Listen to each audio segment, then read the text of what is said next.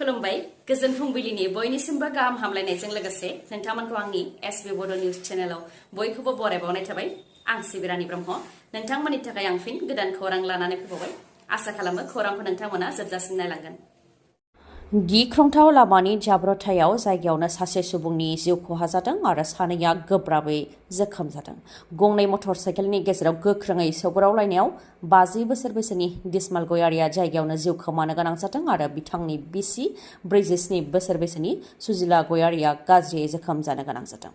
सुन्द्रिजरा गामिनि थागिबिमोन बिथांमोना। ओजोंहाय 1 नं बाजुगाव गामिनि प्रेम मुसाहारिनि फिसाज्ला मुन मुसाहारियाबो गोब्राबै जोखोम जानो गोनां जादों।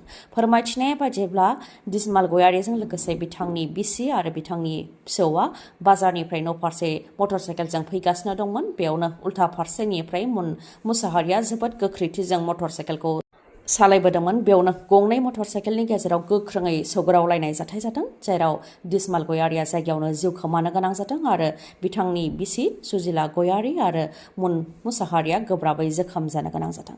गोब्राबै जोखोम जानाय बिथांमोनखौ उनाव देहा फाहामसालियाव थिसननो गोनां जादों। गसाइगावनि आरएनबि सिभिल हस्पिटालाव थिसननाय जादों होननानैबो मिथिनो मोननाय जादों। चिरां जिल्लानि चापागुरियाव थानाय हिमालय हटेलाव UPPL, BJP आरो AGP राजखान्थि दोलोआ क'अर्डिनेशन मिटिं खुंदों, जेराव BJPनि मन्त्रि अशोक सिंहाल बिथाङाबो बाहागो लाफैदों आरो प्रमद बर'जों लोगोसे माखासे दैदेनगिरिफ्राबो बे मिटिंआव बाहागो लादों। जायनाखि सिडलीआव उफ्रा बिधानसभा बिसायख'थि जागोन, बेनि थाखायनो बेयाव देरहासारनो थाखाय UPPL, BJP आरो AGP राजखान्थि दोलोआ जयैनो मिटिं खुंदों। देरहासार जानो थाखाय जयैनो खामानि मावगोन होननानै फोरमायथिदों प्रमद बर'आ आरो बेनि थाखाय मोनफ्रोमबो ब्लक, प्राइमारि आरो बुथआव खामानि मावगोन आरो जोंनि बिजाथिया 60,000 भटजों देरहागोन होननानैबो दाबि खालामदों प्रमद बर' बिथाङा।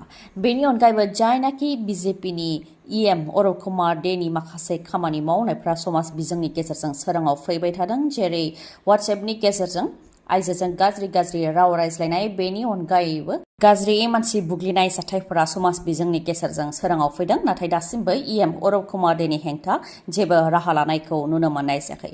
बेखौ लानानै प्रमद बर' बिथाङाव सोंथि खालामदोंमोन। बेनि सायाव प्रमद बर' बिथाङा मा फिननाय होदों फै जों खोनासंनि। बिथाङा बुंथिदों दि बेनि सायाव BJPआ सिन्था खालामगोन। आंबो सानगासिनो दं बा नायबिजिरगासिनो दं होननानै फोरमायथिदों आरो CM बिथांजों रायज्लायगोन होननानैबो बुंथिदों प्रमद बर' बिथाङा। मैया ADRAनि 3rd ग्रेड साख्रिनि आनजाद होनाय जानानै थांबाय। रायजोनि गं 28 जिल्लानि 2305 आनजाद मिरुआव गासै 11,23,204 बिजाथिफ्रा आनजादखौ लिरदों। सिगांनि समाव आनजाद खुंनायफोराव गोबां बेले-बेजे जानाय बायदि जाहाथे बे खेबाव जाबावा, बेनि थाखाय माखासे गोख्रों थांखिफोर लानाय जादोंमोन, जेरै इन्टारनेट बन्द खालामनानै होनाय जादोंमोन, लोगोसेनो दैलि बाजार आरो सप्ताहिक बाजारफोरखौबो बन्द होनाय जादोंमोन। गोबां गोख्रों खालामनायनि उनावबो आनजादाव बेले-बेजे खालामनो थाखाय सावरायनायनि दायाव 4आ एरेस्ट जादों। कार्बि आंलं पुलिसनि आखायाव हमजानो गोनां जादों 4आ। SP सन्जीब कुमार सैकिया बिथाङा फोरमायथिनाय बायदिब्ला साख्रियाव आयेन बेरेखायै पास खालामनानै होनो थाखाय फननि गेजेरजों रायज्लायनायखौ हमनो हादोंमोन। बेनि उनावनो गिबियाव 2 लब दिन्थिग्रा मरिगावनि सपन दास आरो कार्बि आंलंनि रबिन कुमार बरुवाखौ एरेस्ट खालामदोंमन। बेनि उनाव ADRनि आनजाद होग्राफोर जायखौ पास खालामनानै होनो नागिरदोंमोन, बिथांमोन प्रमिला सैकिया आरो दुलुमनि सैकियाखौ एरेस्ट खालामदों। दा बिथांमोननाव सोंनाय फिननाय लानाया जागासिनो दङ। दिपु पुलिस थानायाव बिथांमोनखौ लाखिनाय जादों। बेनि अनगायैबो मैयानि सानाव गुबुन गुबुन जाथायफोर जानानै थांदों, जेरै रोंगौथि गोनां पाराश्री गगैया जाब्रबथाय जानानै जिउ खोमानो गोनां जादों। बिदाजों मटर साइकेलाव गाखोनानै आनजाद हैनो थांनाय समावनो बेटारि रिक्साजों मोगा-मोगि सौग्रावलायनायाव बे दुखुनांथाव जाथाया जानो मोन्दों। गिबियाव गोब्राबै जोखोम जाग्रोदोंमोन पाराश्री गगैया, जाहोनाव बिथांखौ AMCHनि देहा फाहामसालियावबो थिसननाय जादोंमोन, नाथाय रैखा खालामनो हानाय जायाखै। डिब्रुगड़ दमन हाइ स्कुलनि साखाथियावनो जानो मोन्दों जाब्रबथाया। बे जाथायनि अनगायैबो गुबुन मोनसे जाथायाव बिदा आरो बिनानावा आनजाद हैनो थांनायनि खावसे घन्टानि उनावनो न'आव थैनानै थादों आंगो बिमाया। फोरमायथिखानाय बायदिब्ला बिमाया बेरामाव गोग्लैनानै दंखायोमोन, नाथाय दुखुनि खोथा बिदा आरो बिनानावा आनजाद हैनो थाखाय जोबथा राव होलांनायनि खावसे घन्टा उनावनो न'आव थैनानै थादों बिमाया। बरपेटानि 1 नं गलियाहाटीआव जादों बे जाथाया। बे जाथायनि अनगायैबो गोख्रों आनजाद खुंनायनि मुङाव आनजाद मिरुआव हाबनायनि सिगां गाज्रि सिग्रोमनायनिबो अजद होदों सासे आइजो आनजाद होगिरिया। सिग्रोमनायाव फर्दाबो गैयामोन। बेनि अनगायैबो लेगिंसनि सिङाव आखाइ सोनानै दांग्रोमनाय आरो मेख्लानि सिङावबो आखाइ सोनानै दांग्रोमनायनि अनगायैबो गुबुन गुबुन आखाइ होथावै जायगायावबो दांग्रोमजोबनायखौ लानानै गोजोन गैयैखौ फोरमायथिदों आइजो बिजाथिया। नलबारि बेलसरनि शहीद स्मृति कलेजाव जादों होननानै फोरमायथिदों बे जाथायखौ। दिल्लीनि गिबि मन्त्रि अरविन्द केजरीवाला गिबि मन्त्रिनि बिबानखौ एंगारनो हासिगौ। जोबथेसालिनिफ्राय उदां अख्राङाव फैनायनि उनावनो बे गोख्रों बिबुंथिखौ फोसावदों अरविन्द केजरीवाला। प्रेसिडेन्ट घन्टानि गेजेरावनो गिबि मन्त्रिनि बिबानखौ एंगारगोननि इसारा होदों बा फोरमायथिदों अरविन्द केजरीवाल बिथाङा फोरमायथिदों दि रायजो राजाफ्रा जेब्लासिम गाव गावनि रायखौ फोसावा अब्लासिम गिबि मन्त्रिनि बिबाननिफ्राय गोजानाव थागोन होननानै बुंथिदों बिथाङा। गामि गामि नखर नखर हाबहैगोन।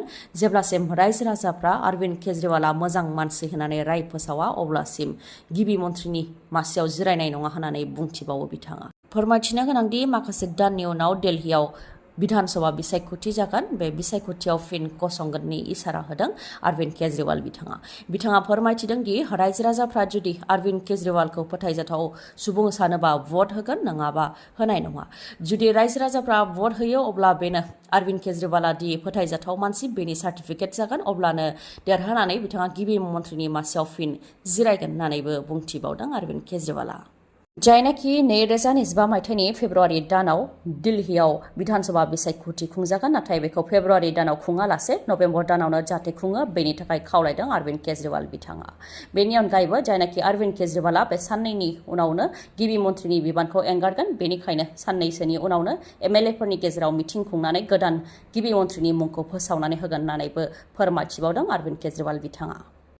बिसि बा फिसाय थाखानायनि उनावबो समाज बेरेखायै आरोबाव गुबुनखौ मोजां मोननाया नखरनि थाखाय गेदेर खैफोद लाबोयो। बिनि बिदिन्थिखौ जों गोबां नुबाय। जुलिनि उनाव गुबुनखौ मोजां मोननायनि थाखायनो गावनिखौ बुथारनाय जाथायखौ जों खोनानो मोनबोदों। थिग बेबायदिनो जाथाया सोराङाव फैबावदों। डिब्रुगड़आव बिसियानो फिसायखौ बुथारदों। गुबुनखौ समाज बेरेखायै मोजां मोननायनि उनावनो बे जाथाया जानो मोनदों। प्रहेलिका बर'आ मुंनि आइजोआ गावनि फिसायखौनो बुथारदों। फिसायनि मुङा मधर्ज बर'आमोन। फिसाय थैनायखौ लानानै गुबुन महर होनो नाजादोंमोन बिसिया। सिनाय मोनै 4 सुबुङा फैनानै रां दाबि फैनानै मोनैनि थाखाय बुथारलांदों होननानै पुलिसनि सिगाङाव गोलेरनि मोदै फुगारदोंमोन। नाथाय दा सोराङाव फैबाय। फिसाजो उन्दैयानो सैथोखौ फोरमायथिबाय। बिमा आरो बिमानि लोगोआनो बिफाखौ बुथारदों होननानै फोरमायथिदों फिसाजोआ। फिसाजोनि मोखाङावनो बिमाया फिसायखौ बुथारदों आरो रावनोबो खोन्थानो नाङा होननानै खुगा बन्द खालामनानै दोनदोंमोन होननानैबो फोरमायथिदों। प्रहेलिका बर'आनि मोजां मोननाय मयन्त गगৈ आरो गुबुन सासे लोगो जयै लोगो नांनानैनो बुथारदोंमोन मधर्ज बर'आखौ। दा जाथाया सोराङाव फैनायनि उनाव हमजाबाय गासैबो। प्रहेलिका बर'आजों लोगोसे बिनि मोजां मोननाय सेंग्रा मयन्त गगৈ आरो लोगो भास्करआ पुलिसनि जिम्मायाव। गंसे 3 थाला बिल्डिं बायग्रुबनायाव नखरसेनिनो 9 सुबुङा जिउ खोमानो गोनां जादों। 3 थाला बिल्डिं बायग्रुबनायजों गासै 15 सुबुङा होसिनजानो गोनां जादोंमोन। 15नि मादाव 7खौ रैखा खालामनो हादों आरो 9आ जिउ खोमानो गोनां जादों। इउपिनि मिरुताव थानाय जाकिर नोगोर ओनसोलाव जानो मोनदों बे जाथाया। मोनाबिलि 5:15 समावनो बे जाथाया जानो मोनदों।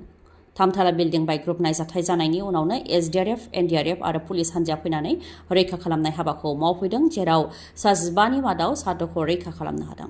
फोरमायथिनाय बायदिब्ला बे बिल्डिंआव गाइखेर दिहुननायनि खामानि मावोमोन सुबुंफोर थानायजों लोगोसे बिल्डिंनि गाहायाव गोबां मैसोफोरबो दंमोन।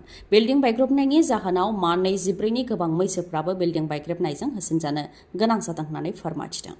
1 सप्ता खारखुमानानै थानायनि उनाव हमजाबाय दीपांकर भट्टाचार्यआ। बाक्सा मुसलपुरनि माइनाव ब्रह्म, जाय खौथि रां लुथिनायनि दायाव दा पुलिसनि आखायाव हमजाबाय। बिथांजोंनो जयै खामानि मावोमोन बा रायजो राजाफोरखौ जेयाव फोनाङोमोन दीपांकर भट्टाचार्यआबो।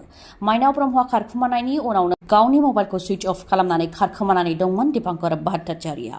नाथाय दा पुलिसनि आखायाव हमजाबाय दीपांकर भट्टाचार्यआ। फोरमायथिनाय बायदिब्ला 1 सप्ता सोनाब बंगआव खारखुमानानै दंमोन बिथाङा, नाथाय दा पुलिसनि आखायाव हमजानो गोनां जाबाय। फोरमायथिबावनाय बायदिब्ला आईसीआई बेंकनि मुसलपुर ब्रान्चनि मावथि दीपांकर भट्टाचार्यआ। बिश्वकर्मानि स्पेशल अफार लानानै फैदों टीवीएस श'रुमा। गोजोनथाव रादाब, चिरां जिल्लानि बिजनियाव थानाय बागुरुम्बा टीवीएस श'रुमा नोंथांमोननि थाखाय स्पेशल अफार लानानै फैदों। बिश्वकर्मा फुजाजों लोब्बा लाखिनानै स्पेशल अफारखौ फोसावदों। अफारफोरा जाहैबाय जायखिजाया मटर साइकेल बा स्कुटि बायोब्ला नोंथांमोनहा मोननो हागोन बेसेन नाङालासे गंनै हेलमेट, टेंकि आबुं जाजासे थाव, सीट कभार, फ्ल'र मेट, लोगोसे स्मार्ट घड़ी आरो जर'खा जोथोब।